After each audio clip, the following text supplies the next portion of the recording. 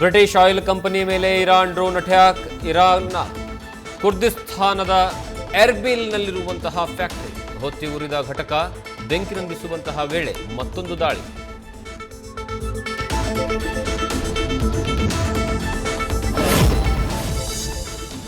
War effect. ಗ್ಯಾಸ್ಗಾಗಿ Q ನಿಂತ ಆಟೋಗಳು.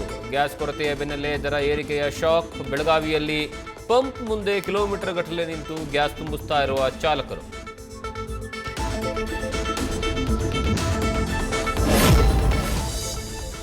ಮಂಗಳೂರಿನಲ್ಲಿ ಆಟೋ ಚಾಲಕರಿಗೆ ಎಲ್ಪಿಜಿ ಕೊರತೆ. ಗ್ಯಾಸ್ ಸ್ಟೇಷನ್ಗಳಲ್ಲಿ ನೋ ಸ್ಟಾಕ್ ಬೋರ್ಡ್. ಗ್ಯಾಸ್ಗಾಗಿ ಬಂಟ್ವಾಳದವರೆಗೂ ಹೋಗಿ ಬರ್ತಾ ಇರುವ ಚಾಲಕರು.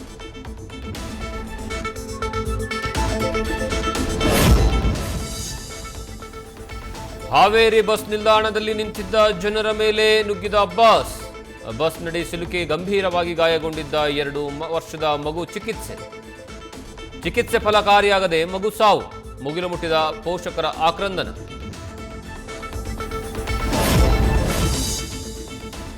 ಬ್ಯಾಚುಲರ್ ಪಾರ್ಟಿ ಚಿತ್ರದಲ್ಲಿ ಅನುಮತಿ ಇಲ್ಲದೆ 2 ಹಾಡುಗಳ ಬಳಕೆ. ರಕ್ಷಿತ್ ಶೆಟ್ಟಿಯ ಪರಂ ವಾವ್ ಸ್ಟುಡಿಯೋಗೆ 25 ಲಕ್ಷ ರೂಪಾಯಿ ದಂಡ. ದೆಹಲಿ ಹೈಕೋರ್ಟ್ನಿಂದ ಆದೇಶ.